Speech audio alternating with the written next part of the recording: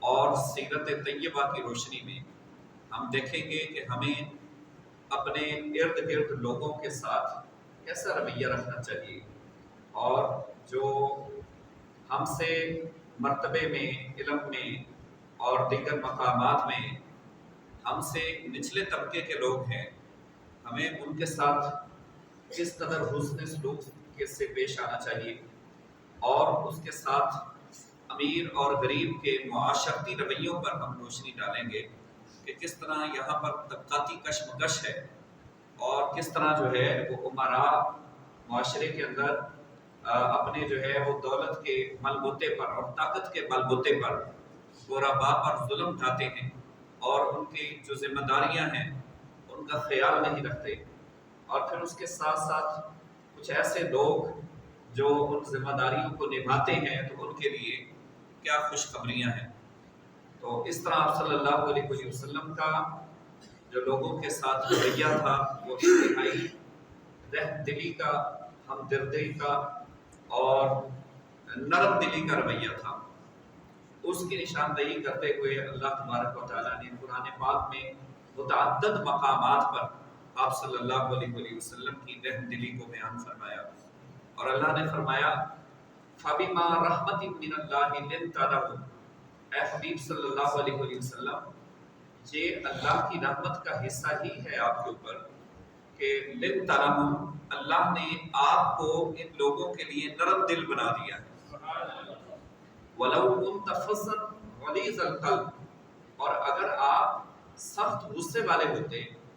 اور دل کے سخت ہوتے، لَنْفَضُّوا مِنْ حَوْلِكَ، تو لوگ کبھی بھی آپ کے گرد جمع نہ ہوتے، لوگ آپ سے متنفر ہو جاتے، لوگ آپ سے دور بھاگتے، اور وہ آپ کے ارد گرد کبھی بھی جمع نہ ہوتے۔ لہٰذا فَاعْفُ عَنْهُمْ، کسی سے اگر کوئی غلطی سرزد ہو بھی جائے تو آپ ان کو معاف کر دیا کریں، وَاسْتَغْفِرْ لَهُمْ، اور ان کے لیے دعائے مغفرت کیا کریں، وَشَاوِرْهُمْ فِي الْأَمْرِ، اور اپنے معاملات میں ان کے ساتھ مشورہ ضرور کیا کریں۔ تو بندہ جیسا بھی ہو، چاہے وہ امیر ہو غریب ہو، اس کے عہدے کو نہ دیکھیں بلکہ مشورہ ضرور کر لیا کریں۔ ایک بڑے مشہور اخوان ہے، مشورہ چاہے دیوار کے ساتھ ہی کرنا پڑے مشورہ کر لیا کریں۔ تو مشورہ کرنا بھی آپ صلی اللہ علیہ وسلم کی سنت ہے۔ پھر جس کو آپ عزت دینا چاہتے ہیں اس کو آپ مشورے میں شریک کریں، اور جس کو آپ مشورے میں شریک کر رہے ہیں یقیناً فرمان خداوندی کے مطابق اس کے دل میں بھی آپ کی داد اور آپ کی عزت بیٹھ جائے گی۔ تو اس لیے آپ صلی اللہ علیہ وسلم کی یہ صفات بیان کی گئی اور حکم خداوندی بیان کیا گیا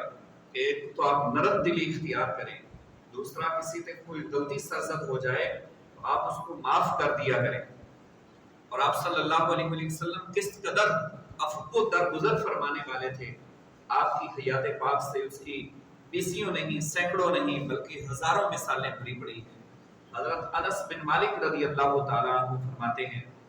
کہ میں 10 سال کا تھا، میری والدہ محترمہ مجھے بارگاہ رسالت مآب میں آ کر چھوڑ گئی اور عرض کرنے لگی حضور یہ میرا بیٹا آج کے بعد آپ کی خدمت کرے گا، اس کو قبول فرما لیجیے۔ آپ یہاں سے آپ تھوڑا سا یہ اندازہ لگائیے کہ آپ صلی اللہ علیہ وسلم سے وہ لوگ کتنی محبت کرتے تھے۔ ہم ان کی محبتوں کا دین نہیں دے سکتے، ہم ان کی محبتوں کو بیان نہیں کر سکتے۔ جو اپنی سگی اولاد کو، جس کا ایک ہی ایک اکلوتا بیٹا ہو، پیارا کتنا ہوتا ہے، اور اس کو بھی وہ بارگاہ رسالت مآب میں بطور نذرانہ پیش کرتا کہ میں نے آپ کے سپرد کیا ہے، آپ جانے خدا جانے بچا جانے، اس کو بارگاہ رسالت مآب میں آ کر آپ کی خدمت میں بطور نذرانہ پیش کر دیا بچے کو، تو وہ کتنی محبت ہو۔ تو کہتے ہیں کہ 10 سال میں نے بارگاہ رسالت مآب میں گزارے، لیکن 10 سالوں میں کوئی ایک لمحہ بھی ایسا نہیں ہے جس میں مجھے رسول اللہ صلی اللہ علیہ وسلم نے یہ فرمایا ہو کہ اے انس تو نے یہ کام کیوں کیا اور تو نے یہ کام کیوں نہیں کیا، یعنی کبھی بھی مجھے آپ صلی اللہ علیہ وسلم نے نہیں کہا۔ پھر جو آپ صلی اللہ علیہ وسلم کے صحابہ کرام تھے، آپ ان کا حال چال پوچھتے اور ان سے سلام دعا کرتے، ان کے گھریلو معاملات اور ذاتی مسائل کے متعلق آپ صلی اللہ علیہ وسلم آگاہی حاصل کرتے، اور اگر کسی کو کوئی پریشانی ہوتی تو اس کے ساتھ مل کر اس مسئلے کو سولو کرتے، اس کی پریشانی کو، پرابلم کو حل کرتے، اور ان کے مسائل سے آپ صلی اللہ علیہ وسلم آگاہ ہوتے اور ان مسائل کا حل فرماتے۔ اور اگر کوئی صحابی آپ کے پاس 1-2 دن نہیں آتا تھا آپ کی مجلس میں، تو آپ صلی اللہ علیہ وسلم اس کے متعلق پوچھتے، اگر کوئی بیمار ہوتا تو اس کے گھر جاتے اس کی تیمارداری کے لیے۔ یہی وجہ تھی کہ آپ صلی اللہ علیہ وسلم کے ارد گرد آپ کے چاہنے والوں کا تانتا بندہ ہی رہتا تھا، اور وہ ہجوم کم نہیں ہوا، وہ بڑھتے بڑھتے پھر 4 داغ عالم میں پھیل گیا، اور پوری کائنات میں آج رسول اللہ صلی اللہ علیہ وسلم کے غلام بستے ہیں۔ تو یہ آپ صلی اللہ علیہ وسلم کی رحم دلی اور آپ کی محبتوں کا نتیجہ ہے کہ آج پوری کائنات میں اسلام کا ڈنکا بج رہا ہے۔ اگر آپ صلی اللہ علیہ وسلم رحم دل ہوتے، نرم دل نہ ہوتے، تو کبھی بھی لوگ آپ کے گرد جمع نہ ہوتے۔ حضرت عمر فاروق رضی اللہ تعالیٰ عنہ فرماتے ہیں کہ ہم کبھی بھی غیر حاضری نہیں کرتے تھے۔ اب ہم نے میرا ایک دوست تھا، اور ہم نے پاری لگائی ہوئی تھی کہ ایک دن آپ بیٹھیں گے آپ صلی اللہ علیہ وسلم کی مجلس میں، اور میں کام پہ نکلوں گا، اپنا روزگار زندگی کما کر لاؤں گا، اور دوسرے دن میں بیٹھتا آپ صلی اللہ علیہ وسلم کی محفل میں اور وہ اپنے کام پہ جاتا۔ تو اس طرح ہم اپنے کام کاج بھی کرتے، اپنے گھریلو معاملات بھی چلاتے، اور بارگاہ رسالت مآب میں حاضری بھی دیتے، دونوں کام کرتے چلے جاتے۔ پھر آپ صلی اللہ علیہ وسلم کا اپنے اصحاب کے ساتھ سلوک تو مثالی ہے نا، اس کی مثال تو زمانہ نہیں دے سکتا۔ پھر مسافروں کے ساتھ اور اجنبیوں کے ساتھ انتہائی برا سلوک کیا جاتا تھا۔ آپ کے دادا جان حضرت عبد المطلب نے ایک سرائے قائم کیا، اور اس میں مسافر پڑاؤ کرتے تھے، اجنبی آتے ان کو کھانا کھلایا جاتا۔ یہ آپ صلی اللہ علیہ وسلم کے گھرانے کی پہلے دن سے خوبی تھی، مسافروں کے ساتھ حسن سلوک کیا جاتا، ان کو کھانا پیش کیا جاتا، اجنبیوں کو رہنے کی جگہ دی جاتی۔ جب حضرت عبد المطلب دنیا سے رخصت ہوئے تو اہل عرب وہی اپنی وحشت اور درندگی کے پیش نظر انہوں نے مسافروں کے ساتھ پھر وہی رویہ اختیار کیا کہ جو بھی راستے میں ان کو مسافر ملتا، کوئی اجنبی ملتا، اس کو مارتے، لوٹ مار کرتے، اس کا سامان چھین لیتے اور مار کر اس کو بھگا دیتے، اور وہی تکبر اور غرور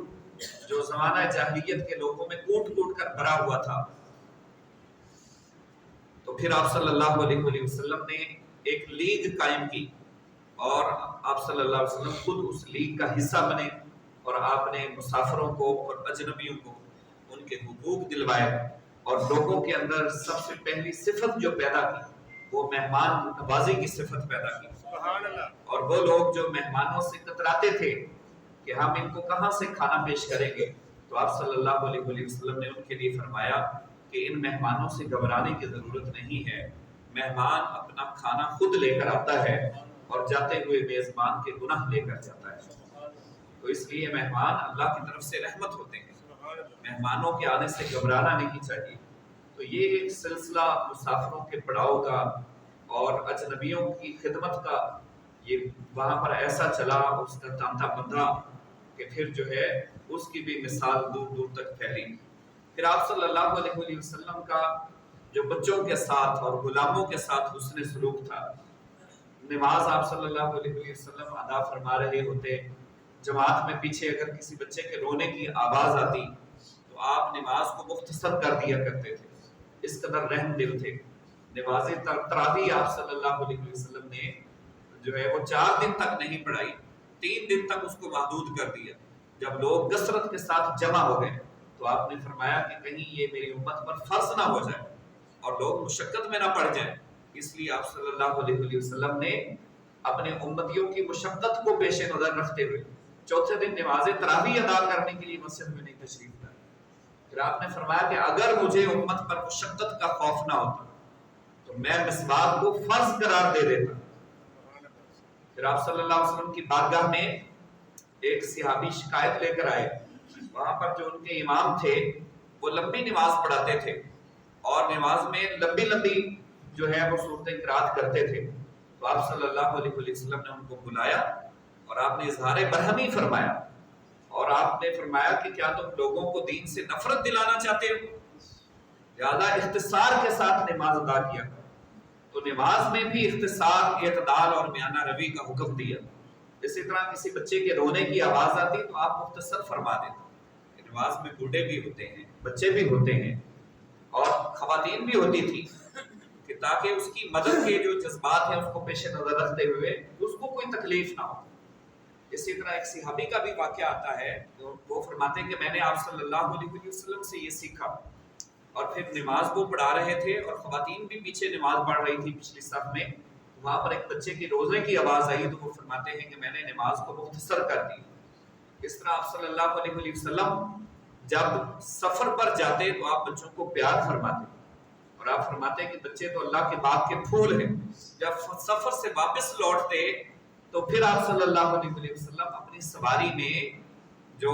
وہاں علاقے کے بچے تھے ان کو اپنے ساتھ سوار کر لیتے اور ان کے ساتھ پیار فرماتے تھے آپ صلی اللہ علیہ وسلم. تو اس طرح بچوں سے حسن سلوک کا حکم دیا. ایک اعرابی آیا جب آپ صلی اللہ علیہ وسلم حسنین کریمین کو بوسہ دے رہے تھے تو اس نے عرض کی میرے 10 بچے ہیں لیکن میں اس طرح ان کو پیار نہیں کرتا جس طرح آپ پیار فرما رہے ہیں. تو آپ صلی اللہ علیہ وسلم نے فرمایا اگر خدا نے تیرے دل سے محبت چھین لی ہے تو میں کیا کروں؟ اگر خدا نے تیرے دل سے محبت چھین لی ہے تو میں کیا کروں؟ پھر آپ نے فرمایا کہ من لا یرحم لا یرحم، جو رحم کرتا نہیں اس پر رحم کیا بھی نہیں جاتا. یہ اس وقت آپ نے فرمایا تھا کہ جب ایک جھڑپ کے اندر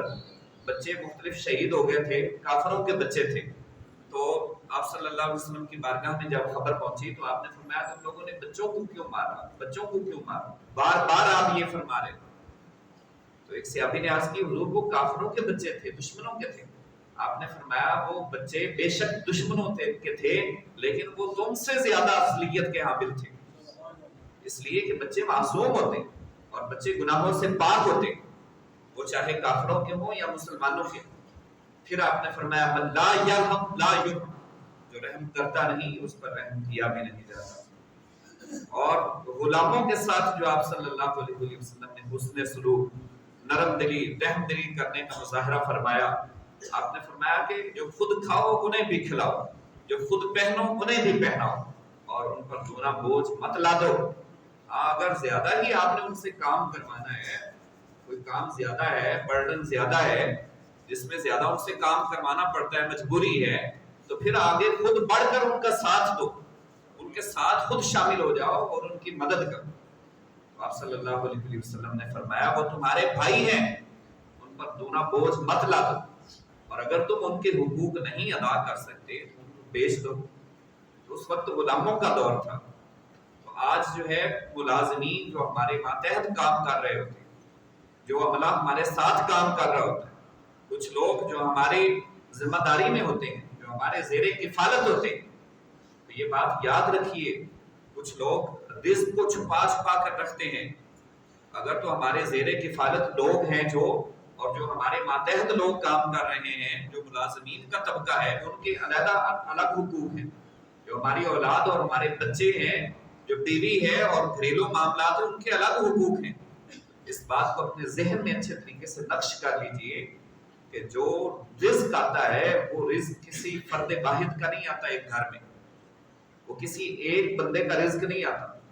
وہ رزق سارے لوگوں کا آتا ہے. اس میں بیوی بھی شامل ہے، بچے بھی شامل ہیں، پھر بچوں میں بیٹے بھی شامل ہیں، بیٹیاں بھی شامل ہیں، اور سب کے ساتھ برابر کا سلوک کرنا چاہیے.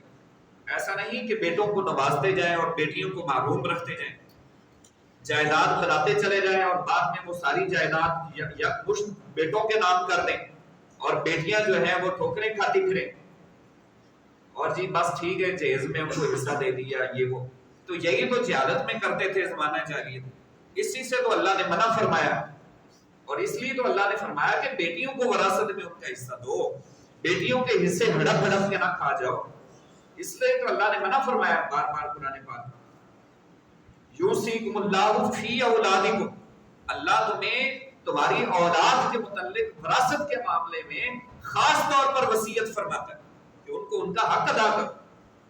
تو آج بھی اگر ہم رہ کر اتنا پڑھ لکھ کے اور سارا کچھ آگاہی حاصل کر کے اگر ہم حقوق نہیں ادا کرتے ان کے، تو ہم پھر کس چیز کی تعلیم حاصل کر رہے ہیں، کس چیز کے ہم پڑھے لکھے لوگ ہیں؟ تو پھر پڑھے لکھے نہیں ہوں گے، میں یوں کہوں گا پھر ہم تو یہ پڑھا لکھا جاہل معاشرہ ہوگا۔ تو عزیز دوستو، آپ صلی اللہ علیہ وسلم کے پاس ایک صحابی آئے اور انہوں نے عرض کی حضور آپ گواہ ہو جائیے، میں اپنے بیٹے کو غلام دینا چاہتا ہوں اس کی خدمت کے لیے۔ آپ صلی اللہ علیہ وسلم نے فرمایا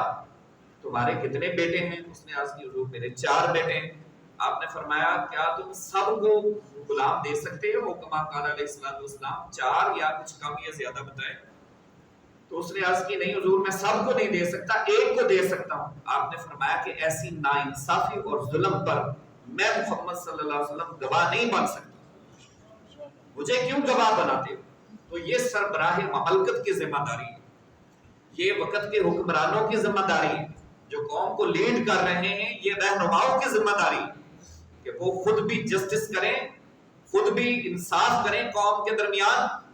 اور اپنی جو ہے اہل و عیال کے درمیان، اور قوم کے اندر بھی انصاف کریں اور ان کے انصاف کے معاملات کو دیکھیں، آگے تک ان کے گھروں تک دیکھیں کہ کس کو کتنے حقوق مل رہے ہیں۔ اس معاملے میں آج غیر مسلم ہم سے کہیں آگے بڑھ چکے ہیں، اور ہم ہیں کہ یہاں پر جو ہے وہ آپس میں ایک دوسرے کا گلا کاٹنے پر تلے ہوئے ہیں۔ تو الغرض آپ صلی اللہ علیہ وسلم نے فرمایا کہ ایسی ناانصافی کے معاملے میں میں گواہ نہیں بن سکتا۔ تو جو رزق آتا ہے ایک گھر میں وہ سب کا اترتا ہے، وہ بچوں کا رزق ہے، بیٹوں کا بھی ہے، بیٹیوں کا بھی، وہ بیوی کا رزق بھی ہے۔ یہاں اپنے لیے تو بڑے بڑے اچھا لباس خریدا جاتا ہے، اپنے لیے جو ہے وہ مال و متاع جوڑ کر رکھا جاتا ہے، اچھے کھانے کھائے جاتے ہیں، تو وہ جو آپ کے ساتھ جو رفیق حیات ہے اس کو کس نے کھلانا ہے، اس کے حقوق کس نے پورے کرنے ہیں؟ وہ صرف جو ہے وہ گالیاں سننے کے لیے رہ گئی، وہ صرف جو ہے وہ اب ہماری بد زبانی کے لیے وہ رہ گئی۔ تو اس لیے یہ بات یاد رکھیں کہ رزق سب کا ہوتا ہے، اللہ نے آپ کو منصف بنایا، اللہ نے آپ کو بطور جج بنایا کہ آپ ان کا رزق، ان کی امانت ان تک کس طرح پہنچاتے ہیں، کہ آپ اس میں عدل کرتے ہیں یا نہیں کرتے، کہ آپ اس میں رحم دلی سے انصاف سے کام لیتے ہیں یا نہیں لیتے، کس کو کتنا دے رہے ہیں۔ تو ہر ایک کا جتنا جتنا حصہ ہے آپ اپنی ذمہ داری نبھائیں، اللہ پاک رزق میں اور اضافہ عطا فرما دے گا۔ تو اس لیے حضور صلی اللہ علیہ وسلم نے فرمایا رزق اچھے طریقے سے کماؤ۔ فرمایا کہ مجھے قسم ہے اس پروردگار کی، تم میں سے کوئی شخص اس وقت تک دنیا سے نہیں جائے گا جب تک کہ وہ اپنا رزق پورا نہ کر لے۔ یہ جن لوگوں کو بہت زیادہ جلدی پیسے کمانے کی فکر پڑی ہوتی ہے کہ ہم جلدی جلدی امیر ہو جائیں، جلدی جلدی پیسہ کما لیں، پھر اس حدیث کو ذرا تھوڑا سا غور کیجیے، تم میں سے کوئی شخص اس وقت تک دنیا سے نہیں جائے گا جب تک کہ وہ اپنا رزق پورا نہیں کر لے گا۔ اور اگر جلدی بھاگ کے کوئی اس نے زیادہ پیسہ کمانا ہے تو رزق جلدی پورا کرنا چاہتا ہے، اس کا مطلب ہے رزق جلدی پورا کرنا چاہتا ہے، چلو مل جائے گا مال و دولت، لیکن یہ بات یاد رکھیں پھر ادھر سے کمی بھی ہو سکتی ہے، ادھر سے کمی بھی ہو سکتی ہے۔ اگر خدا نے 70 سال دیے ہیں تو 60 بھی ہو سکتے ہیں، وہ 65 بھی ہو سکتے ہیں۔ وہ جو آپ نے 20 سال بیٹھ کر کھانا ہے، تو جس نے 60 سال میں جو ہے وہ 5 کروڑ کھا لیا ہے، تو ہو سکتا ہے آپ جس کو رزق کم مل رہا ہے، آہستہ آہستہ مل رہا ہے، ہو سکتا ہے وہی اس کا 5 کروڑ جو ہے وہ 80 سال میں پورا ہونا ہو۔ تو آپ کیوں اس کو 60 سال میں لینا چاہتے ہیں؟ آپ اپنی کوشش کے مطابق کمائیں، ضرور تگو دو کریں، اللہ سے مانگیں، رزق حلال کمائیں، لیکن اس بات پر یقین رکھیں کہ مجھے موت اس وقت تک نہیں آئے گی جب تک کہ میرا رزق پورا مجھے مل نہیں جائے۔ یہ خدائی وعدہ ہے، آپ کو کس بات کی فکر ہے؟ الغرض آپ صلی اللہ علیہ وسلم بات ہو رہی تھی آپ کی سیرت طیبہ کی کہ غلاموں کے ساتھ آپ صلی اللہ علیہ وسلم کس طرح سلوک فرماتے تھے۔ حضرت ابو مسعود رضی اللہ تعالیٰ عنہ فرماتے ہیں کہ میں ایک مرتبہ اپنے غلام کو مار پیٹ رہا تھا، سختی کر رہا تھا، اور اتنے میں آپ صلی اللہ علیہ وسلم پیچھے ایک آواز آئی مجھے کہ اے ابو مسعود، تم اتنا جتنا ظلم کر رہے ہو اور جتنا تم اس پر قادر ہو، خدا اس سے کہیں زیادہ تم پر قادر ہے، خدا اس سے کہیں زیادہ تم پر قادر ہے، جس کے تم غلام ہو، جو تمہارا آقا ہے۔ تو میں نے پیچھے مڑ کر دیکھا تو وہ آپ صلی اللہ علیہ وسلم تھے۔ کہتے ہیں کہ میں نے اس کے بعد پھر غلام پر ظلم نہیں کیا۔ تو آپ صلی اللہ علیہ وسلم غلاموں کو آزاد کروانے آئے تھے، آپ لوگوں کو غلام بنانے کے لیے نہیں آئے تھے۔ لوگ سوال کرتے ہیں، وہ غلاموں کا دور تھا، غلام خدمت کرتے تھے، تو آج غلام کا دور نہیں ہے، آج وہ خدمت گار کیوں نہیں؟ اور اگر اس کا جو ہے وہ عرفی معنوں میں جواب دیا جائے تو وہ جواب تو یہ بنتا ہے کہ آج تو ہم سب خیر سے غلام بنے پڑے۔ اور دوسری بات اگر جو ہے وہ کہ غلامی آپ صلی اللہ علیہ وسلم ختم کرنے کے لیے تشریف لائے تھے، آپ لوگوں کو غلام بنانے کے لیے نہیں آئے تھے۔ اس لیے جو بھی آپ کی بارگاہ میں غلام کی حیثیت سے آئے، آپ نے اس کو غلام نہیں رہنے دیا۔ حضرت بلال حبشی تھے تو آپ صلی اللہ علیہ وسلم کے حکم سے سیدنا صدیق اکبر رضی اللہ تعالیٰ عنہ نے ان کو خریدا، لیکن خرید کر غلام نہیں رکھا، ان کو آزاد کرنے کا حکم دیا۔ پھر حضرت زید بن حارثہ آئے آپ کے پاس، جو حضرت خدیجہ الکبریٰ کے ساتھ جب شادی ہوئی تو اصل میں حضرت خدیجہ الکبریٰ کے غلام تھے۔ وہاں سے پھر حضور صلی اللہ علیہ وسلم کی بارگاہ میں انہوں نے تحفے کے طور پر پیش دیا کہ حضور یہ میں غلام آپ کی خدمت میں تحفہ پیش کر دیا۔ تحفے طائف کے طور پر بھی غلام دیے جاتے تھے، تو آپ صلی اللہ علیہ وسلم نے فوری طور پر حضرت زید بن حارثہ کو آزاد فرما دیا، اور نہ صرف آزاد فرمایا بلکہ آپ نے اس کے گھر والوں کو بلایا، ان کے والد اور ان کے چچا آئے، اور آپ صلی اللہ علیہ وسلم نے آپشن دی، آپ نے فرمایا کہ تم ان کے ساتھ چلے، چاہو تو ان کے ساتھ چلے جاؤ، چاہو تو میرے پاس رہ جاؤ۔ تو حضرت زید بن حارثہ رضی اللہ تعالیٰ عنہ انہوں نے اپنے والدین کے ساتھ جانے سے انکار کر دیا تھا۔ یہ تاریخ میں، غلاموں کی تاریخ میں پہلے ایسے غلام تھے کہ جنہوں نے اپنے ماں باپ کے ساتھ جانے سے انکار کر دیا تھا، ورنہ غلام تو بھاگ جاتے تھے، غلام آگے آگے ہوتے تھے، لوگ پیچھے پیچھے ہوتے تھے، بڑا تنگ کرتے تھے غلام۔ بہت کم غلام ایسے نکلتے تھے جو فرما بردار ہوتے تھے، اوبیڈینٹ ہوتے تھے۔ لیکن یہ کیسی غلامی ہے، یہ کیسے آقا ہیں کہ اجازت دے رہے ہیں جاؤ اپنے والدین کے ساتھ چلے جاؤ، لیکن وہ کہہ رہے ہیں کہ نہیں، جو در مجھے مل گیا ہے آپ زندگی پر اس کو چھوڑ کے جا نہیں سکتے۔ سبحان اللہ۔ گر یک ذرہ کم گردن زی انگیز وجود من، بائی قیمت نمی گیرم حیات جاودہ نیرا۔ اب تو ہمیشہ کی زندگی چلی جائے یہ قبول ہے، لیکن لمحہ بھر کے لیے دامن مصطفیٰ چھوڑنا میرے پاس کی بات ہے۔ سبحان اللہ۔ ایک عام سا مشہور شعر ہے، جب تک بکے نہ تھے کوئی پوچھتا نہ تھا، تو نے خرید کر انمول کر دیا، خریدا ایسا خریدا کہ انمول کر۔ پھر حضرت ماریہ قبطیہ آئی، غلامی کی حیثیت میں تھی، آپ صلی اللہ علیہ وسلم نے ان کو آزاد فرما دیا اور ام ولد بنا دیا، ام ولد بنایا، اتنا اعزاز بخشا ان کو کہ وہ آپ صلی اللہ علیہ وسلم کی زوجہ محترمہ بھی بنی،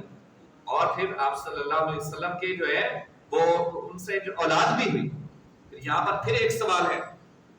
وہ سوال یہ کہ آج مطلب پہلے لونڈیوں کے ساتھ جس طرح کا سلوک کیا جاتا تھا، تو آج کیا کنیزوں کے ساتھ اس طرح کا سلوک کیا جا سکتا ہے؟ تو یہ بھی ایک بڑا کریٹیکل پوائنٹ ہے۔ سب سے پہلی بات یہ ہے کہ یہ لونڈیاں، غلام، ان ساری چیزوں کا تعلق جہاد کے ساتھ ہے۔ جہاد کرو، اور اس میں دونوں آپشنز ہوتی ہیں، ڈو اور ڈائی ہوتے ہیں، اس میں مر بھی سکتے ہیں، مار بھی سکتے ہیں۔ تو یہ جہاد کے معاملات ہیں سارے،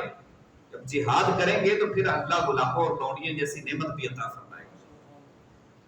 لیکن جو قوم میں بزدل ہو جائے اور جس کو اپنے گھروں سے اور اپنے جو ہے وہ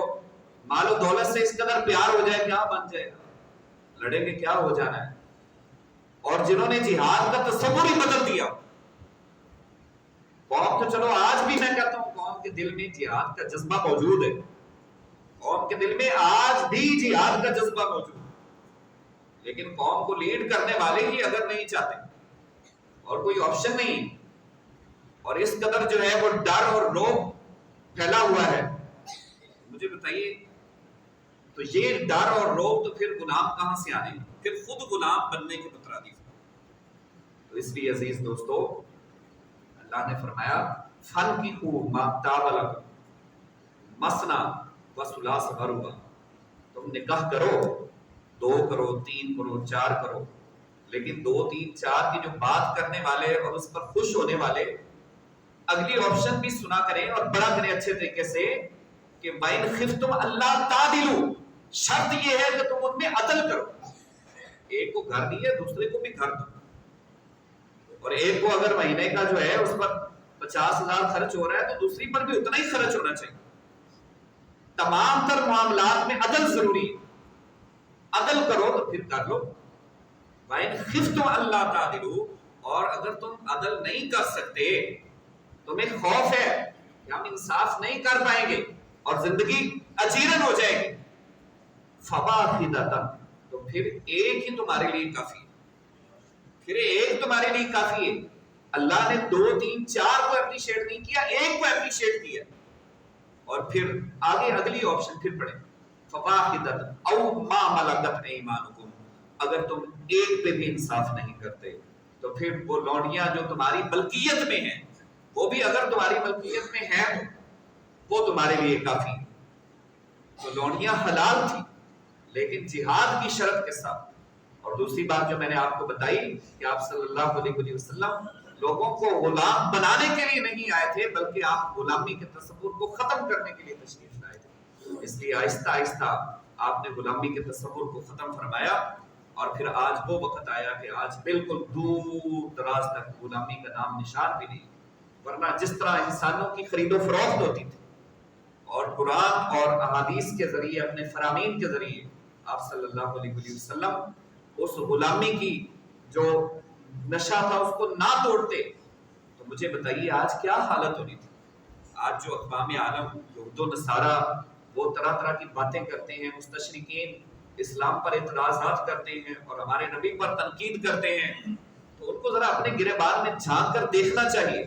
کہ عورت کی کیا عزت تھی، کیا سٹیٹس تھا عورت کا۔ حد درجہ پست گمراہی میں ڈوبی ہوئی عورت، اس کو لونڈی کے سوا اور کچھ نہیں سمجھا جاتا، صرف اپنی ذاتی خواہش پورے کرنے کا اس کو اعلی کار سمجھا جاتا۔ یہ تو نبی صلی اللہ علیہ وسلم نے عورت کو عزت دی ہے، اور عزت کتنی دی ہے، اتنی عزت دی کہ جنت کو سمیٹ کر اس کے قدموں کے نیچے رکھا۔ یہ لوگ تو ساری زندگی بھی اگر جو ہے وہ ہاتھ اٹھا اٹھا کر شکر ادا کرتے رہے تو ہمارے نبی کا احسان کا بدلہ نہیں دے سکتے۔ یہ کس منہ سے کہتے ہیں کہ آپ امن کے دعوے دار، یہ جھوٹے ہیں، یہ جھوٹ کا پلندہ ہے۔ صرف بات اتنی یہ ہے کہ جس کو کہتے ہوئے ہمیں ہمارا خود سر شرم سے جھک جاتا ہے کہ ہماری جو عادات، جو ہماری ہیبٹس تھی، جو ہماری تعلیمات تھی، وہ آج غیروں نے اپنا لی، جس کی وجہ سے وہ لوگ روز افزوں ترقی ہی کرتے چلے جا رہے ہیں اور ہم لوگ پیچھے ہوتے چلے جا رہے ہیں۔ جی اس پر میں بات کر رہا ہوں۔ تو آپ صلی اللہ علیہ وسلم نے غلاموں کے حقوق دلائے، یتیموں کے حقوق دلائے، فرمایا انا وکافل الیتیمی کہاتین الاسمعین، جس گھر کے اندر یتیم ہوتا ہے وہ بہترین گھر ہے، اور جو یتیم کے سر پہ ہاتھ پھیرتا ہے، جتنے بال اس کے ہاتھ کے نیچے آتے ہیں اللہ اس بالوں کے برابر اس کے گناہوں کو معاف کرتا ہے۔ سبحان اللہ۔ پھر آپ صلی اللہ علیہ وسلم نے فرمایا کہ میں اور یتیم کی کفالت کرنے والا قیامت کا دن ایسے ہوں گے جیسے یہ 2 انگلی، ان 2 انگلیوں کے درمیان تیسری کوئی شے فاصلہ نہیں ہے، ایسے ہی میں اور 2 شخص جو یتیم کی کفالت کرنے والا ہے ایسے ہی اکٹھے ہوں گے۔ سبحان اللہ۔ اتنا بڑا اعزاز اور پروٹوکول دے رہے ہیں آپ صلی اللہ علیہ وسلم، غریبوں کے ساتھ اور بیواؤں کے ساتھ اور یتیموں کے ساتھ اس میں سلوک کرنے والا۔ ام المومنین عائشہ صدیقہ رضی اللہ تعالیٰ عنہ کو فرمایا آپ صلی اللہ علیہ وسلم نے غریبوں کو اپنے قریب کرو، تم ان کو اپنے قریب کرو گے تو خدا تمہیں اپنے قریب کرے گا، اور ان کو اپنے سے دور کرو گے تو خدا تمہیں اپنے سے دور کر دے گا۔ اللہ تعالیٰ میں عمل کی توفیق۔